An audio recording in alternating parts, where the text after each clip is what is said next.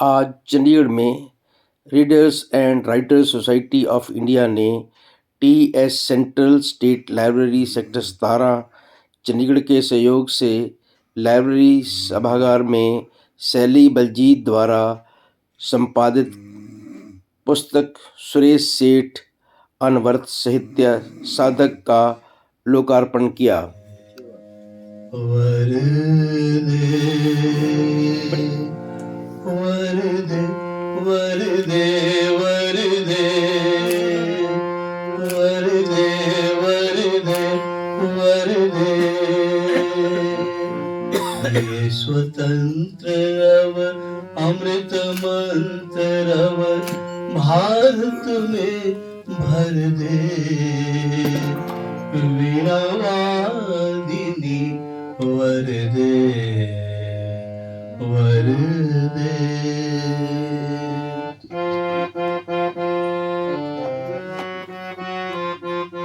काट अंध उर के बंधन स्वर महाजन निजो तिरमय निर्जर कलुष भेद तम हर प्रकाश भर कलुष भेद तम हर प्रकाश भर जगमग जग कर दे वीणा वादिनी वरदे वरदे वरदे वरदे वरदे।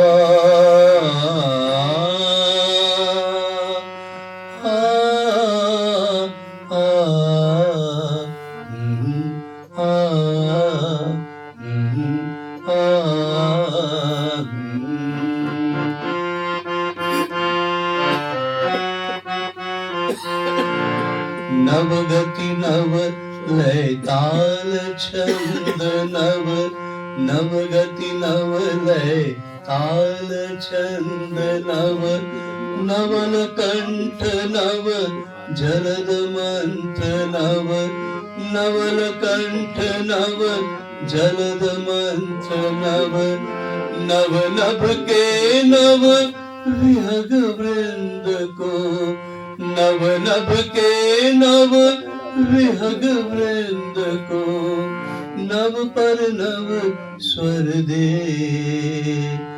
स्वर दे स्वर दे स्वर दे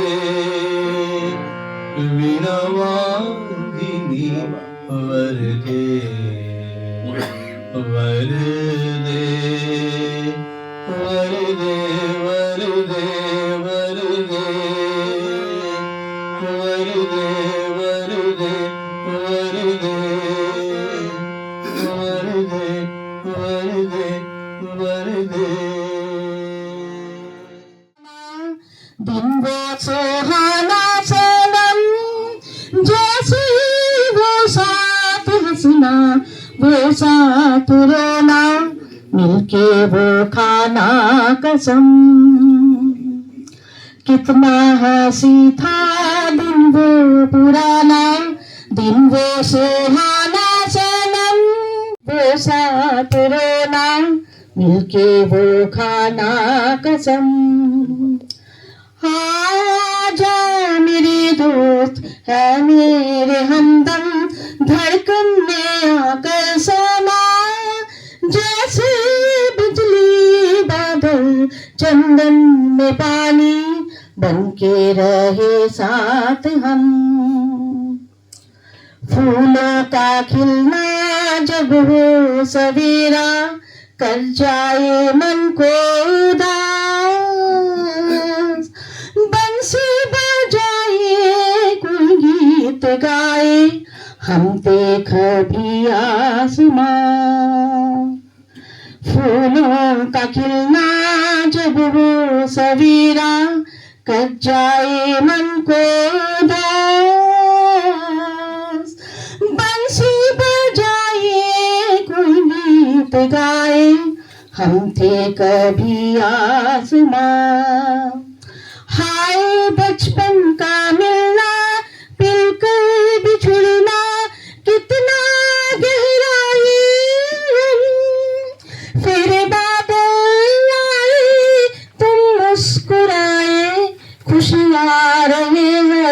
हरदम। कितना हंसी था दिन वो पुराना, दिन वो सुहाना सनम। जैसी वो साथ हंसना, वो साथ रोना, मिलके वो खाना कसम। পুরানো সেই দিনের কথা বলবি কি রে, হায় সেই চোখে দেখা প্রাণের কথা, সে কি ভোলা যায়, সে কি ভোলা যায়। प्लीज वेट प्लीज वेट करना जी। Step back.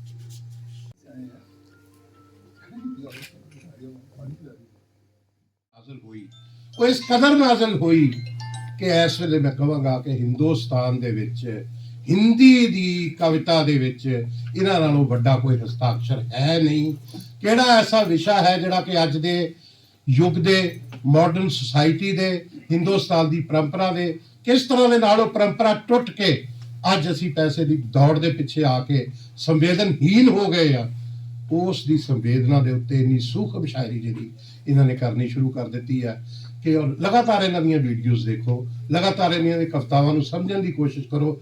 ਲੱਗਦਾ ਕਿ ਤੁਹਾਡੀ ਦਿਲ ਨੂੰ, ਆਤਮਾ ਨੂੰ, ਦਿਮਾਗ ਨੂੰ ਝੰਜੋੜ ਕੇ ਰੱਖ ਦੇਣੀਆਂ ਵਾਲੀਆਂ ਨਜ਼ਮਾਂ ਲਿਖ ਰਹੇ ਨੇ।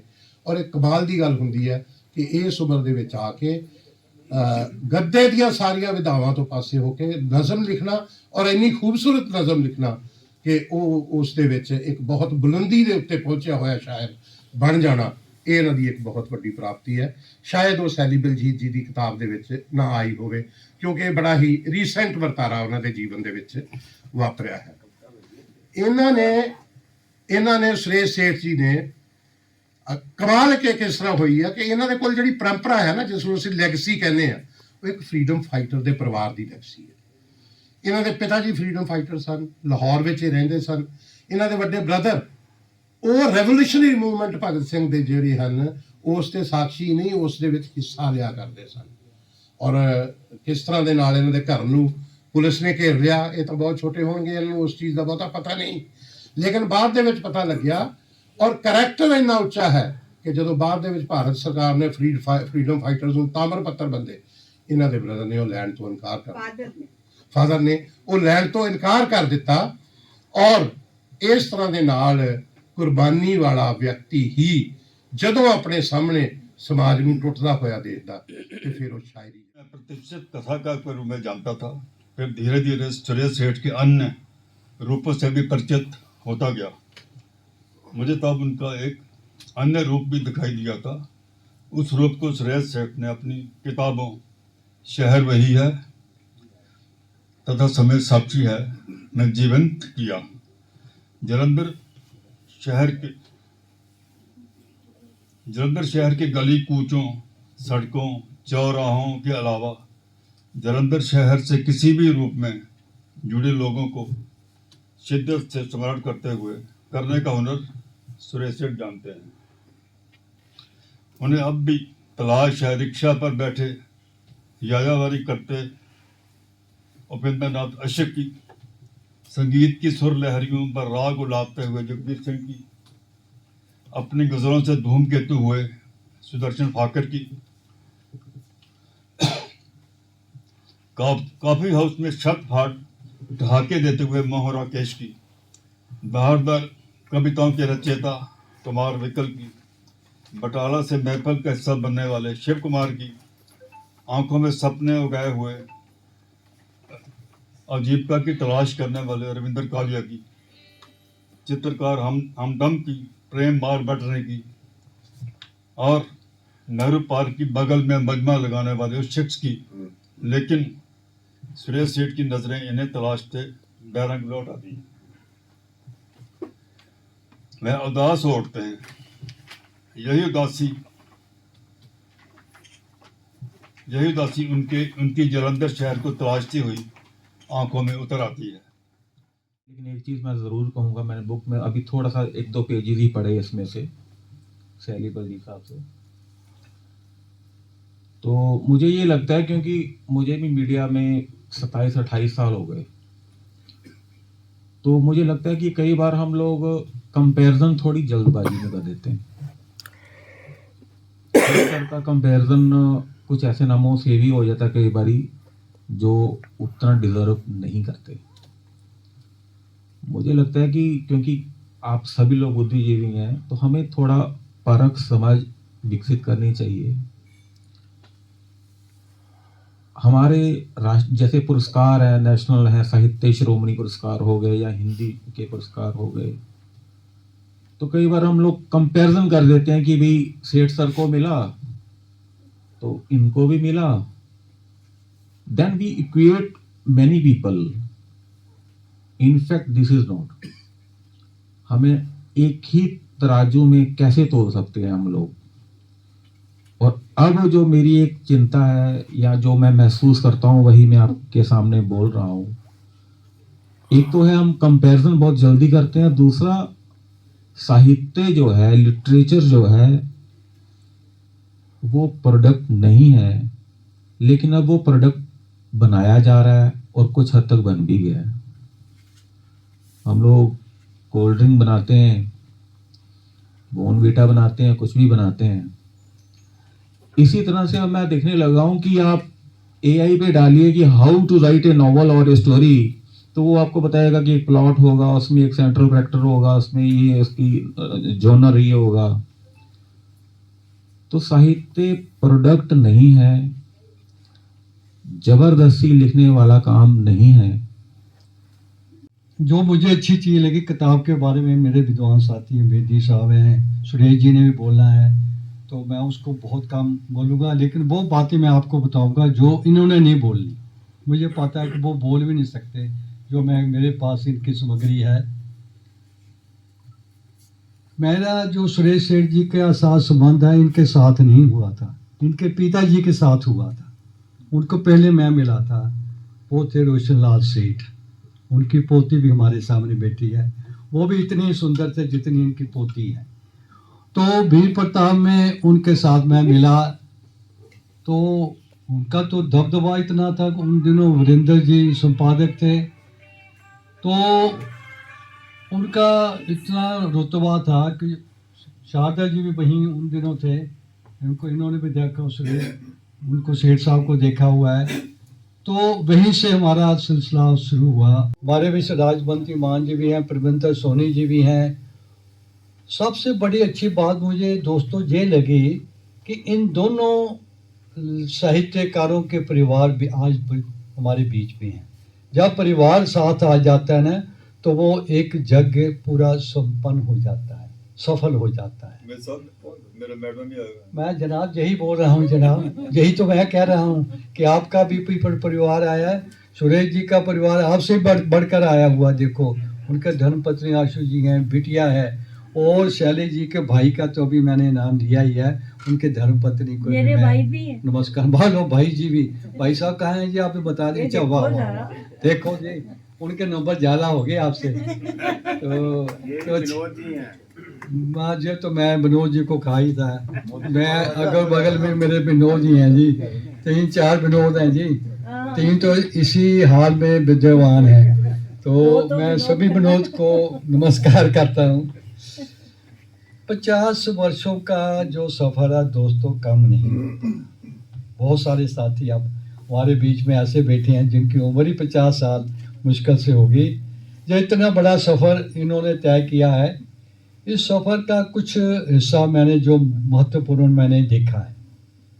सुरेश जी ने ये मोहन राकेश, शिव बटालवी, उपेंद्र नाथ अश्क, रविंद्र कालिया, डॉक्टर संसार चंद्र, इंद्रनाथ मैदान, इंदु बाली तो इनकी बहन के बराबर, डॉक्टर वीरेंद्र मिंद्रा तक कितने ही साहित्यकार थे जिनके साथ इनका बहुत ही घनिष्ठ का संबंध रहा। तो अगर इनको मैं शुरू करूं तो एक एक मैं पूरी किताब इनके ऊपर लिख सकता हूं, लेकिन इनके बारे में तो वो खुद ही जब बोलेंगे बताएंगे। सबसे महत्वपूर्ण बात जो मुझे इनके लेखन में लगी वो था आतंकवाद का समय का लेखन। दोस्तों, हम तो उस टाइम डर गए थे। मुझे भी धमकी मिली थी कि पत्रिका को बंद कर दिया जाए, क्योंकि हिंदी का बहुत विरोध हो रहा था।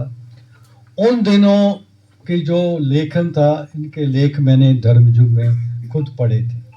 तो वो लेखक जिसने ऐसे समय में भी अपनी लेखनी को नहीं छोड़ा। इलाहाबाद यूनिवर्सिटी में एक बहुत महत्वपूर्ण हिंदी का प्रोजेक्ट संपन्न हुआ। 5 साल इलाहाबाद विश्वविद्यालय ने उस प्रोजेक्ट पे काम किया। प्रोजेक्ट ये था कि धर्मयुग और सारिका ने नई कहानी और समकालीन कहानी के इतिहास लेखन में क्या भूमिका निभाई। वर्धा अंतर्राष्ट्रीय यूनिवर्सिटी वर्धा ने वो स्पॉन्सर किया था, और जब वो प्रोजेक्ट संपन्न हो गया तो उसकी अंतिम रिपोर्ट मुझे लिखनी थी। मैं वो बात करना चाहता हूं। उसमें एक अध्याय था कि अहिंदी प्रदेशों के कहानीकारों ने नई कहानी और समकालीन कहानी की इतिहासक पृष्ठभूमि में उनका क्या अवदान रहा। 3 बातें वहां सुरेश सेठ के बारे में कही गई। पहली बात, उस 5 वर्ष के अंतक रिसर्च प्रोजेक्ट में यह रेखांकित की गई कि अहिंदी प्रदेश पंजाब में नई कहानी और समकालीन कहानी जो सारिका और धर्मयुग के माध्यम से पूरे भारतीय कथा साहित्य को प्रभावित करती रही, पंजाब में एकमात्र लेखक अगर नई कहानी और समकालीन कहानी के बीच सेतु के रूप में जिसने भूमिका निभाई वो सुरेश सेठ है। शाबाशी सुरेश सेठ जी के कार्य से मिली होगी। और अब मैं आमंत्रित करना चाहूँगा चंडीगढ़ के लोकप्रिय गांधीवादी और खादी के प्रणेता श्री कृष्ण कुमार शारदा जी को। समय बहुत तेजी से भाग रहा है, थोड़ा समय का ध्यान रखते हुए मैं भी अपना जो लिखा हुआ है उसको काट पीट के छोटा सा कर रहा हूँ, और मैं शारदा जी को आमंत्रित करता हूँ। और बड़ी बात क्या होती है, आइए आइए साथ साथ और आइए। और बात क्या है कि ये लिखते नहीं है, केवल नए जो नवोदित हस्ताक्षर होते हैं उनको प्रकाशित होने में धन्यवाद करते हैं, उनके पूरा सहयोग करते हैं। कितनी बड़ी बात है, तालियों के बीच। मतलब ये हम इसी तरह चाहते हैं सेठ जी, जैसे बेदी साहब ने बोला कि आपके ऊपर क्या क्या वो बता गए, हमें कई चीज़ें पता ही नहीं थी। तो मैं यही कहूँगा कि आप वाकई अपनी बायोग्राफी लिखें और उसमें वर्णन करें। अगर हमारे जैसे का भी शायद नाम उसमें आ जाए तो हमारा सौभाग्य होगा कि किस तरह से हम जुड़े हैं आपके साथ। तो शैली जी, आपने जो किताब लिखी है मैं थोड़ी थोड़ी देखी, अभी जाके घर पढ़ूंगा वैसे तो सारी, तो बहुत अच्छी मैंने चीज़ें कुछ उसमें नज़र आई मुझे। लेकिन एक चीज़ मैं ढूंढ रहा था उसमें, शायद सेठ साहब आपको देना भूल गए। हमने चंडीगढ़ में इनके बहुत प्रोग्राम करवाए हैं। मैं गांधी भवन में यहाँ अध्यक्ष था, तो वहाँ मैंने कई किताबें रिलीज करवाई। मैं उसमें से देख रहा था, शायद वो भी कोई फ़ोटो होगी इसमें। वो सेठ साहब देना या तो भूल गए या आप मांगना भूल गए। चलो खैर नहीं, मैं एक बात कर रहा हूँ, ये तो हंसी की बात है। तो अगली बार जब कोई किताब है तो चंडीगढ़ का भी नाम रोशन हो जाएगा उसमें। इनको भी जानता तो मैं कई वर्षों से हूँ, लेकिन मुझे ये नहीं पता था इनमें ये भी एक नई कला है कि मंच संचालन भी इतना अच्छा करते हैं। तो गुरेजा जी का मैं शुक्रिया करता हूँ कि उन्होंने मुझे समय दिया। जैसे पहले ही कह दिया था कि समय बहुत कम है, तो सभी ने बोलना है जितने लोग हैं। तो मैं फिर से दोबारा शैली जी को और फिर अपने सेठ साहब को मुबारक देता हूँ। और जो दैनिक भास्कर से आए हुए हैं, मेरे मित्र कहूँगे, मेरे बच्चों के समान है, मैं मित्र भी कह सकता हूँ। और आपके भी बड़े लोग हैं मेरे वहाँ पर, राजकुमार जी आते रहते हैं हमारे सब, वो भी हमारे पारिवारिक सदस्य की तरह हैं। तो अंत में मैं जितने भी लोग यहाँ पर बैठे हैं, अपनी तरफ से, अपनी संस्थाओं की तरफ से मैं सबका तक धन्यवाद करता हूँ। और जैसा कि प्रेमवीर जी के बारे में अभी चर्चा कर रहे थे, उनका नाम ना लूँ तो अच्छा नहीं, क्योंकि वो मेरी जितनी संस्था है, सिर्फ फ्रीडम फाइटर एसोसिएशन को छोड़कर सभी में मेरे साथ वो जुड़े हुए हैं। चाहे मैं खादी में अध्यक्ष हूँ, उसमें भी वो मेरे साथ हैं, चाहे संवाद है, चाहे आचार्य कुल है, वो सब में मेरे साथ वो जुड़े हुए हैं। तो मैं उनका शुक्रिया करता हूँ कि बेसिकली उन्होंने ही मुझे इस माहौल में जोड़ा। और अंत में फिर मैं सेठ साहब आपको मुबारकबाद देता हूँ, शैली जी को, और आप सबका धन्यवाद करता हूँ। भूल जाता हूँ मुझे मुस्कुराना भी है, मक्तल से बच के आ तो गया हूँ, मक्तल से बच के आ तो गया हूँ, फिक्र ये है आगे जमाना भी है। मेरी ये चार पंक्तियां शेष साहब की जिंदगी पर स्टिक इसलिए बैठती हैं क्योंकि दुनिया के दुख दर्द यानी गमे दौरा को इन्होंने अपना दुख दर्द यानी गमे जाना समझकर कविताएं और लेख लिखे हैं। इन्होंने बेधड़क होकर उन दिनों भी लिखा जब पंजाब में आतंकवाद का दौर था या जब इमरजेंसी लगी, और आज भी उसी तरह लिखे जा रहे हैं जब सो कॉल्ड आजादी का अमृत महोत्सव मनाया जा रहा है और वैश्विक हंगर इंडेक्स में भारत 127 देशों में 105वें नंबर पर खड़ा है। एक लेखक को मक्तल का आभास तब होता है जब वह उन शक्तियों को चैलेंज करता है जो स्टेटस को बनाए रखना चाहती हैं, जिसमें उनके हित सुरक्षित रह सकें। ऐसे खतरनाक दौर में निर्भीकता से लिखना जान जोखिम में डालना होता है। और मान लो वो ऐसे खतरनाक दौर या मक्तल से बच भी निकले तो जमाना उसको अपनी ऐसी पैनी निगाहों से देखता है कि जैसे वह शोषित वर्ग की बात करके कोई गुनाह कर रहा हो। हम आर्ट फॉर आर्ट से की बात करते हैं क्योंकि वह ऐसा आर्ट है जो दुनिया को सुंदर बनाता है, एक ऐसा वृक्ष जो छाया और ठंडक देता है। लेकिन कुछ लोग हैं जो आर्ट का सहारा लेकर दुनिया को बेहतर बनाने में लगे रहते हैं, एक सुंदर भविष्य की कल्पना करने में जुटे रहते हैं।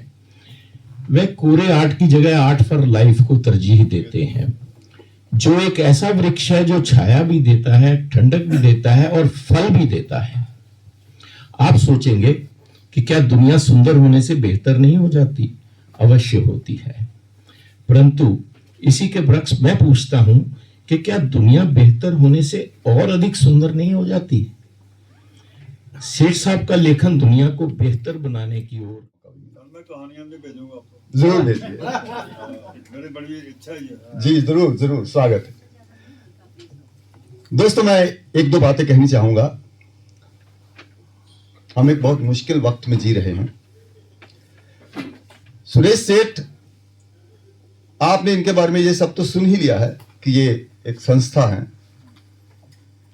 उस मकाम पर पहुंच गए हैं यहां पर किसी और के लिए पहुंचना बहुत मुश्किल है। मेरे को इनमें जो बात आकर्षित करती है वो यह है कि एक पत्रकार भी है, और एक पत्रकार कहीं थोड़ा बहुत साहित्यकार भी होता है। लेकिन एक साहित्यकार अगर पत्रकार है तो वो तो तनख्वाह के साथ बोनस है। मैंने कहा मुश्किल वक्त में जी रहे हैं, हमारे पास दो विकल्प हैं इस समय। मैं एक बहुत मशहूर शायर, मुझे नाम एकदम ध्यान नहीं आ रहा, उन्होंने एक बात कही थी कि मेरी खामोशियों में भी फसाना ढूंढ लेती है, बड़ी शातिर हुकूमत है बहाना ढूंढ लेती है। मेरे पास भी ये विकल्प था कि मैं चुप कर जाता, लेकिन मैंने वो विकल्प नहीं चुना। और मुझे इस बात का फख्र है कि मैं उस शिक्षक का छात्र हूं जिसने खुद भी यह विकल्प नहीं चुना। जिसने ये लिखा कि आज सब चौकीदार हो गए हैं। आप सब समझ रहे हैं कि हम लोग क्या कह रहे हैं। समय बहुत कठिन है। कहीं कोई लेखक चम्मच चुराता हुआ पकड़ा जा रहा है, कहीं कोई पत्रकार पत्रकारिता के नाम पर उछल कूद मचाता हुआ दिख जाता है रोज शाम को। क्योंकि खराब चीज जो होती है ना, बदलेगा, ये कब तेवर बदलेगा? अभी मेरे मित्र ने कहा ये पत्रकार से अधिक साहित्यकार है, मैं साहित्यकार से अधिक पत्रकार हूं। इसलिए कि 20 किताबें लिखी पिछले दिनों में इन्होंने, और पुस्तक संस्कृति की मौत हो गई, तो इन्होंने आपको छकाने के लिए, जिसको लुगदी साहित्य कहते हैं, उस लुगदी साहित्य में जासूसी साहित्य भी होता है ना, तो जासूसी साहित्य की 3 किताबें लिखकर वो इन्होंने संदेश दिया कि समझने वाले समझ गए, ना समझे वो अनाड़ी है। और जब मैं इस बात के बारे में बहुत गर्वित हूं कि मुकेश भारद्वाज ने उस परंपरा को जिंदा रखा जिसको कभी रामनाथ गोयनका ने कहा था कि लोटा लेकर आया था, लोटा लेकर चला जाऊंगा। आप मुझे क्या कहेंगी आपातकाल लगा के। और उस परंपरा के बाद अखबारों के बोल बंद हुए, लेकिन बेबाक बोल अभी भी जिंदा है। लोग कहते हैं मुकेश भारद्वाज लिखता कब है? अखबार भी चलाता है, 4 एडिशन भी चलाता है, और उसके बाद 20 किताबें भी लिखती, अंग्रेजी में भी लिखती, हिंदी में भी लिखती। अरे यार, मैंने इनको कहा कि आप जो नया महाभारत लिख रहे हो, वो देवदत्त पटनायक को तो उठा के नीचे फेंक देगा, और वो नया महाभारत मुकेश भारद्वाज ने लिखा। तो मैं तो इसी का प्रशस्ति गायन करने नहीं आया, मैं सब दोस्तों का प्रशस्ति गायन करने आया हूं। ठंड के जमाने में आप यहाँ आए और आपने मेरी बातों को और मुकेश की बातों को और विनोद खन्ना की बातों को, विनोद खन्ना जी की तबीयत रात को ठीक नहीं थी, मैं रोज इनको फोन करता, रात को ठीक नहीं थी, लेकिन he is a spirited man because he wanted कि हम यहाँ चंद लोग इकट्ठे हो जाएं। ठीक है, आपने कोऑपरेटिव मूवमेंट की बात की, बिल्कुल सही बात है। कहाँ है लेखन? लेखन के लिए निस्तार कहाँ है आज? लेखन के लिए मुक्ति कहाँ है आज? आप लिखते हैं, उसके बाद आप प्रकाशक ढूंढते हैं, और प्रकाशक कहता है कि पैसे लाओ तब मैं तुम्हारी किताब छापूंगा। या ये मुझे बताओ कि कितनी किताबें मेरी खरीदोगे? अरे वो जमाने भी तो हमारे, जब हमारी किताबें छपी थी, और उस वक्त प्रकाशकों ने खुद अप्रोच किया था कि आप हमें किताबें दीजिए। मैंने कभी अपने लिए कोई गोष्ठी आयोजित नहीं करवाई मित्रों, मेरी किसी किताब पे कोई प्रायोजित समीक्षा नहीं छपी है। लेकिन आज ये बेदी आज मुझे पहली बार बता के गया ये सब बातें, इससे पहले नहीं बताई। जैसे आपको पता लग रही थी वैसे ही मुझे भी पता लग रही। इतना बेनियाज आदमी कौन होगा? वही होगा जिसको लिखना आता है, और जिसको लिखना आता है वो कभी 82 साल का नहीं होगा। जिसको लिखना आता है, और मुकेश को लिखना आता है, मुझे लिखना आता है, विनोद को लिखना आता है। विनोद ने पहले मुझे भेजा, मैंने कहा ये मुझे पसंद नहीं आया। विनोद ने दोबारा मुझे भेजा, आज जो पढ़ा मुझे बहुत पसंद आया। इसलिए नहीं उसने मुझे महामानव कह दिया। महामानव क्या है, मैं तो लघु मानव हूं। लेकिन लाल बहादुर शास्त्री भी तो आप याद रखते हैं ना उसको, सिर्फ सरदार पटेल को याद नहीं रखते। आदमी कद से छोटा बड़ा नहीं होता, आदमी अंदर की आग से छोटा बड़ा होता है। अरे संविधान की गरिमा की बात करते हो और परिसर में जूता चलाते हो, और मुझे कहते हो मैं प्रेम गीत लिखूं? नहीं लिखूंगा, और इसलिए मैं नहीं मरूंगा। मैं नहीं मरूंगा क्योंकि इस देश को जिंदा रहना है, इस देश को जिंदा रहना है, इसलिए मैं नहीं मरूंगा। और तब तक नहीं मरूंगा जब तक मुझे कुछ न लगे कि मेरी जो आपने मैं कॉलेज में प्रिंसिपल रहा कई साल, बड़ी देर तक रहा, तो आपको पता है ना कि वो रिले रेस होती है, तो आपकी छड़ी लेके आगे भागते हैं, तो मेरी छड़ी लेके भागो आगे। मुकेश तो भाग लिया, मेरी छड़ी लेके आगे भागा, बेदी भी भाग लिया, जनमीत भी भाग लिया। अब मैं उससे आगे नौजवानों से कहता हूं, अनुरानी शर्मा से कहता हूं, मेरी छड़ी लेके भागिए। और दूसरा मैं आवाज से आवाज मिला के कहता हूँ मुकेश के साथ कि बोल के लब आजाद हैं तेरे। बस, धन्यवाद। आयोजकों को केवल एक मन से दिए हुए केवल एक औपचारिक धन्यवाद मत समझिएगा। ये हमारे अंतस की गहराइयों से निकले हुए उद्गारों को हम यहाँ आपके सामने प्रकट करने की कोशिश करूँगा। वैसे भी जब बात साहित्य की छिड़ती है तो आत्मा की तृप्ति का स्तर ही अलग हो जाता है, और आज का कार्यक्रम तो साहित्य साधना की अनवरत साधना का एक पुरोधा को समर्पित एक ऐतिहासिक दस्तावेज को हमारे सामने प्रस्तुत करने वाला था। और मुझे लगता है कि उस पुरोधा के सामने कोई दूसरा हमें कोई दिख नहीं रहा है दूर दूर तक। Readers and writers society of India सदैव कृतज्ञ रहेगी कि सुरेश सेठ जी ने और सैली जी ने ये अवसर हमें प्रदान किया कि हम इस पुस्तक के लोकार्पण के लिए हम अपनी सेवाएं प्रस्तुत कर सकें। सभा के अध्यक्ष के रूप में पद्मश्री डॉक्टर हरमोहिंदर सिंह बेदी जी के भाव प्रवण सार गर्भित और प्रेरक संदेश मन को बहुत दिनों तक प्रबुद्ध भी करेंगे और पोषित भी। और सुरेश जी की उपलब्धियों और अवदान को साहित्य के इतिहास में जो रेखांकित किया गया है उसकी जानकारी, जैसा सुरेश जी ने बताया, उनको भी नहीं पता थी। उसको जो हम पाकर लाभान्वित हुए हैं और गौरवान्वित हुए हैं, उसके लिए तो उनका बहुत बहुत साधुवाद, धन्यवाद। ताली लगाते रहिए, तो नहीं है पर उन तक तालियों का जोश पहुंचना चाहिए। जनमीत जी का पूंजीवत व्याख्यान हमें वो कागज से पढ़ के नहीं बोल रहे थे, वो हृदय से पढ़ के बोल रहे थे। हमें सुरेश जी के प्रचुर साहित्य से हमारा परिचय और प्रगाढ़ भी कर गए। धन्यवाद शैली बलजीत जी के भागीरथ प्रयास और उनके गागर में सागर को चरितार्थ करने वाले कुंजीवत भाषण के लिए। आपने दर्शकों और आयोजकों की ओर से बहुत कुछ कह दिया। आभार, कृतज्ञता, सुकृतार्थ। विकास जी ने बताया कि साहित्य एक उत्पाद नहीं है। सुरेश जी को वो तपस्वी मानते हैं और उनके साहित्य को साहित्य का असली प्रतिमान कहते हैं। इंजीनियर विनोद खन्ना जी के विरोध के बावजूद मैं उनका धन्यवाद यहां देना चाहूंगा, क्योंकि वो रीडर एंड राइटर सोसाइटी के अध्यक्ष हैं, तो उनका धन्यवाद देना नहीं बनता, पर मेरा धन्यवाद उनको देना इसलिए बनता है क्योंकि उनके मन में एक था कि इस कार्यक्रम को इतने अच्छे तरीके से किया जाए कि एक तरीके से वो एक ऐसा इस अनवरत साधना में वो भी अपना अवदान देना चाहेंगे। बहुत ऐसा वृहद प्रयास को, इस तरह का जो सुखद प्रयास उन्होंने किया है, उसके लिए बहुत बहुत साधुवाद के पात्र हैं। और इन कार्यक्रम की परिकल्पना से लेकर आज इसकी संपूर्णता तक सारा साधुवाद इनको जाना चाहिए और खूब सारी तालियों से इनका धन्यवाद कीजिए। श्री प्रेमबीर जी, हृदय से आभार। आपने समारोह को समृद्ध तो किया ही, उसकी रौनक भी बढ़ाई और आपके हृदय उद्गार हमारे हृदय को छू गए। श्री के शारदा जी का अंतस से आभार। 70 बरस से आपका संबंध है, ये हमें जानकर बड़ी प्रसन्नता हुई।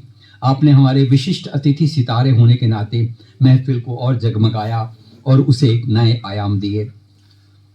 डॉक्टर विनोद कुमार जी ने जो कविता पढ़नी थी उसको हम अगले सत्र के लिए इसलिए रख रहे हैं। धन्यवाद मैंने अभी लिखा हुआ था, पर मैं धन्यवाद इसलिए अग्रिम कर देता हूं क्योंकि इसके बाद अनुवाद जो हम आपका धन्यवाद नहीं कर पाएंगे। विशेष रूप से आप यहाँ पहुंचे हैं और एक कविता इस कार्यक्रम के ऊपर लिखी है, आपकी जानकारी में होगी, उसको हम अगले सत्र के लिए रखते हैं, पर धन्यवाद मैं अभी इसको कर देता हूं।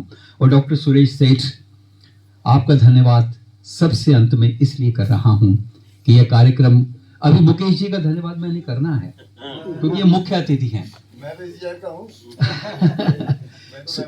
हाँ, आपका धन्यवाद सबसे अंत में इसलिए कि यह कार्यक्रम, सारा आयोजन, समस्त वैभव केवल आपके सौजन्य और सहयोग से ही संभव हो पाया। आप हमें ये स्वतंत्रता ना देते और आप ही हमें एक हरी झंडी ना दिखाते तो हम ये नहीं कर पाते।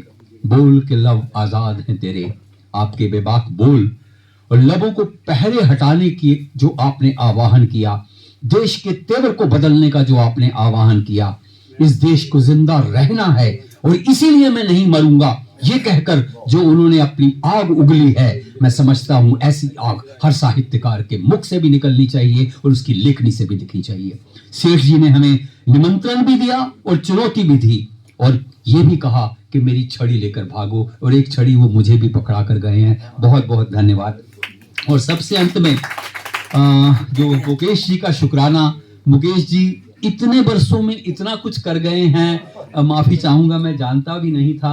और इतना अच्छा जैसे पहले बोला करते थे, लिखा करते थे, उससे कहीं इनकी लेखनी और इनकी वाक कला परिपक्व हुई है। और जो उन्होंने आग आपके सामने प्रस्तुत की है, उसका सारा श्रेय तो सुरेश सेठ जी को ही जाता है। मुकेश जी इतना समय जो इन्होंने एक संपादक को, और वो भी एग्जीक्यूटिव एडिटर को बुलाना, और दिल्ली से शायद आप आए हैं, दिल्ली से आना और बैठे रहना कार्यक्रम तक, मैंने अक्सर देखा है। विकास जी का भी धन्यवाद, क्यों, वरना पत्रकार तो फोटो खींचते हैं, खबर लिखते हैं और चले जाते हैं, और ये प्रारंभ से लेकर अंत तक बने रहे हैं। बहुत बहुत धन्यवाद मुकेश जी। और सबसे अंत में आप सबका शुक्राना, धन्यवाद। Please like, share and subscribe my channel. Thank you so much.